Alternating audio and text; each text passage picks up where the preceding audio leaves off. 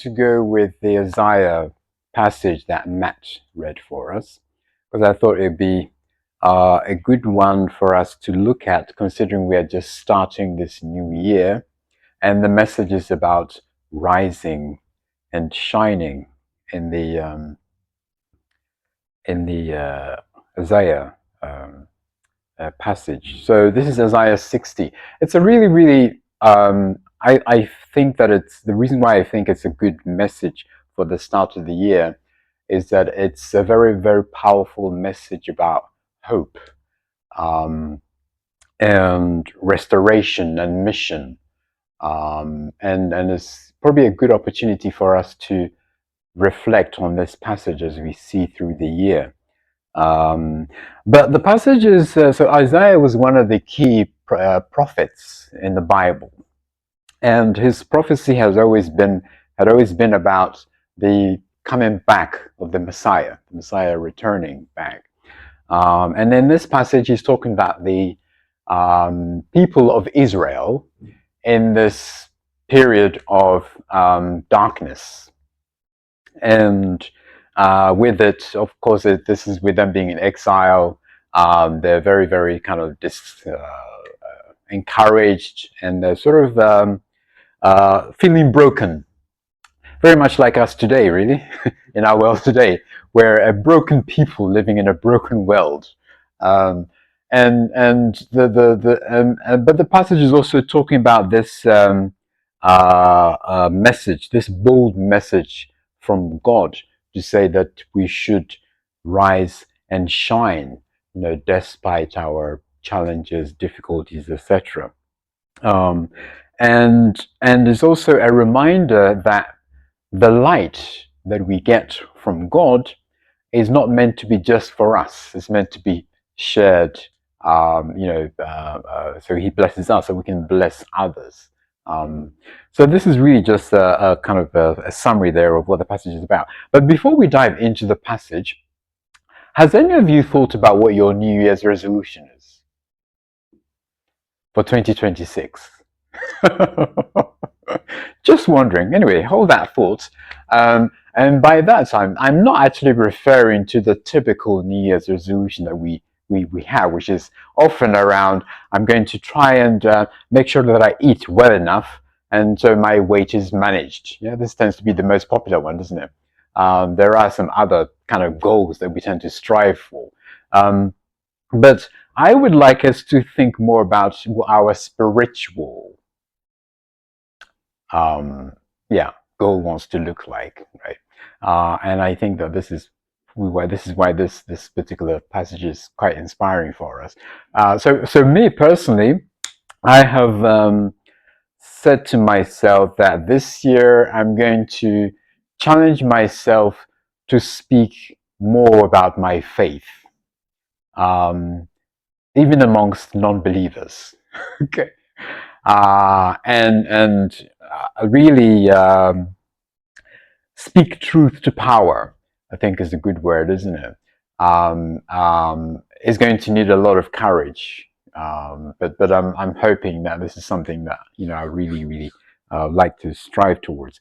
I have this like really short clip, by the way, that I would share with you towards the end of the service today.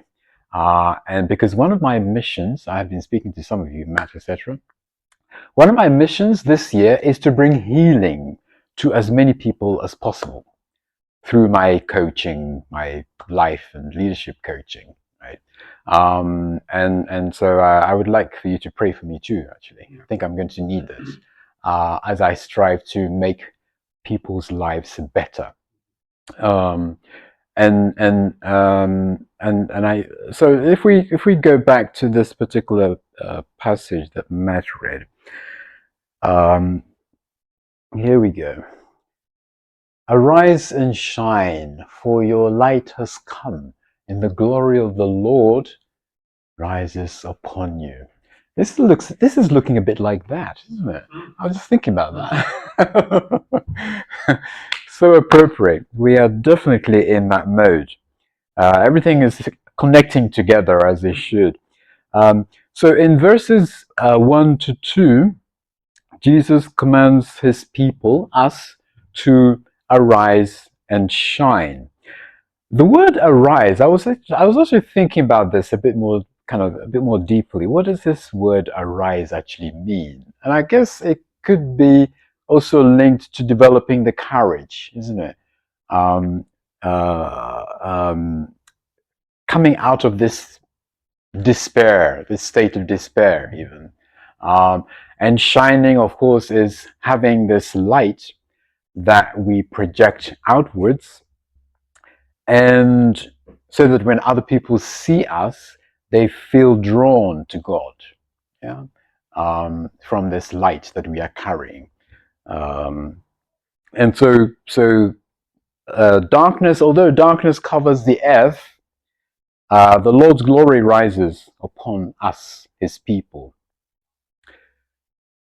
So I guess the key question here is that what does darkness mean for us today in 2026, in our world today? And it comes in all kinds of different forms, right? It could be us individually, we have a lot of stress, some of us trauma. There's all kind of different individual experiences. But looking externally, outwardly, we also have war in different parts of the world. We have poverty, um, systemic inequality, even within our the way that our systems are managed, etc. Um, so there is quite a and even in the media. I often talk about the media because the media has a way of impacting how we think about ourselves in the world around us. And we see in the media that there's a lot of information that is really not speaking to the truth. And that is causing us not to think in the right way. Everything starts from thought, isn't it? And if we're consuming information that is not allowing us to think in the right way, then it causes all kinds of challenges and problems for us. So I think if I think of some examples I was talking about media, mainstream media. Examples are articles about immigrants in this country. And when we see articles about immigrants in this country, it's very often not so positive, right? So a lot of us have drawn this conclusion that immigrants in this country are up to no good. We should really try and keep them to a minimum, and if necessary, take some of them back, right? But we are so blessed in this particular congregation because in our midst, we have very, very recent immigrants who have now become British. It's so amazing, isn't it? So we are actually enlightened from having Anita, Nelson, and the family because we see a very, very different picture from what the world sees. And then the other question that I thought to myself is, have we ever seen an article in mainstream media that has spoken about a couple or even an immigrant who has done something successful since coming to this country?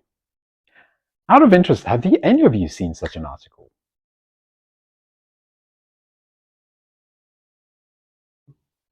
You have to think deep, isn't it? Really have to think deep. And this is just going to show that if we are not sort of blessed with discernment, we end up being misled. And this is what we have today. A large number of us misled into thinking that immigrants are not doing. I myself am a product of immigrants. My parents came to this country in the early 60s. Um, they made it a point to work very, very hard and try and make something of a family. They had two sons. And if it wasn't for them, I wouldn't be here. Yeah. So I'm just kind of talking about this because it helps us to think more broadly. And I think as Christians, we are blessed with having to, think much, much more broadly about, what we see and hear around us. Um, yeah, so that's an example there of a darkness that we face in today's world. Um, so when uh, God shines upon us so that we can shine upon others, we are all blessed with different talents, different capabilities. Um, Matt here is blessed with being a very, very good Uber driver for myself and Farida. So Sunday morning services. Frida, by the way, has very, very impressive talent. Did you know that Frida designs cards? She actually creates cards, Christmas cards, birthday cards. Really awesome talent, and she's through her work, she's able to bring joy to others, right? Um, yes, both Anita and Kate, they like to give gifts out every now and then, and the same thing, bringing joy to others. So we all carry these natural gifts that we are able to then bring joy to others, and this includes suffering too. By the way, even suffering is some sort of gift, because when we experience suffering, it helps us to become more empathetic, and we are also thinking about, okay, I have experienced this particular, whatever the experience is, how can I help to make other people's lives better? Because I have seen and felt how it's like. Yeah. So having all these special gifts can really help us you know, to make God's kingdom even better. In verse 3, God's light draws the nations. Nations will come to your light, and kings to the brightness of your dawn. So this is really speaking about that.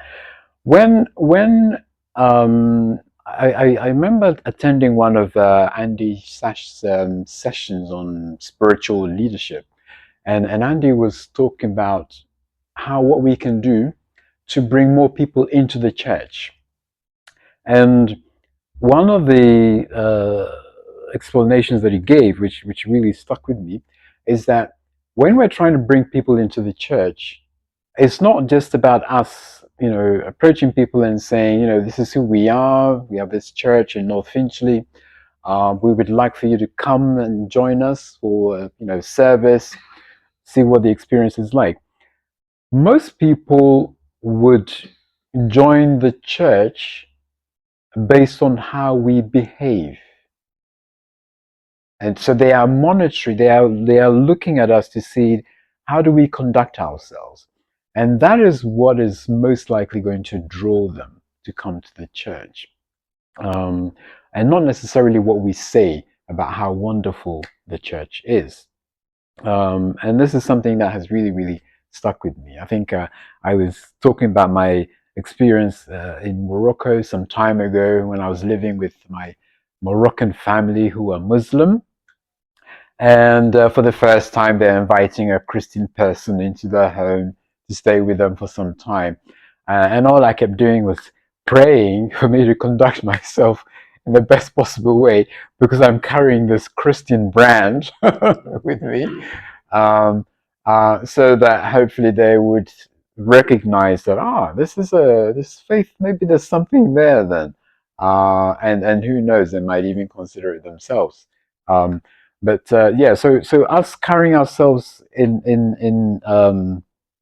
the image of Christ can really help to draw people into the church, and it's even more impactful if we can get influential people like decision makers um, to be drawn to the light through us. Uh, and when can we imagine if if most of us were to embrace the mind of Christ, as in like think like him and behave like him, what would our world look like if most of us embrace the mind of Christ? We certainly won't be having all these wars, right? Poverty and financial inequality, etc.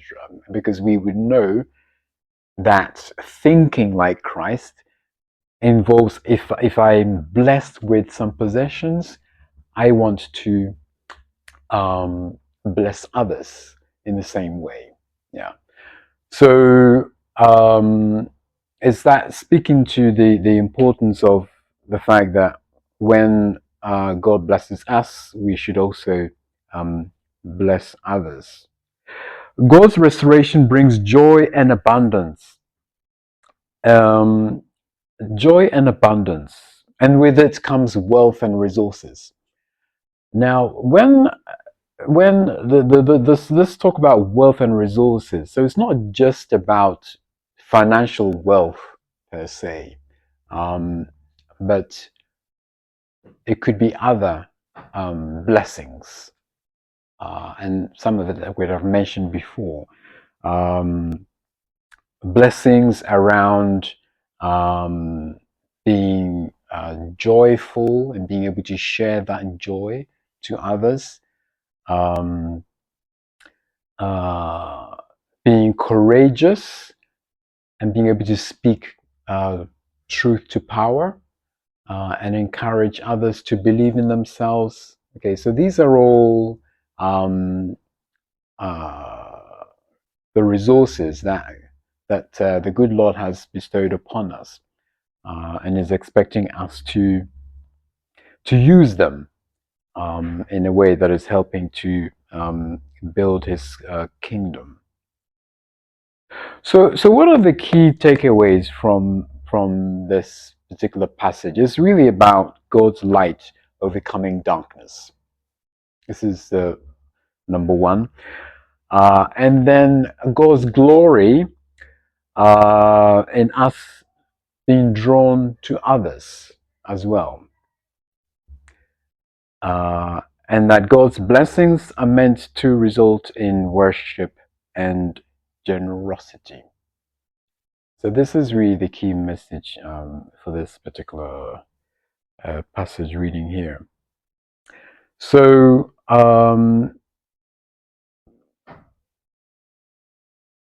go back here.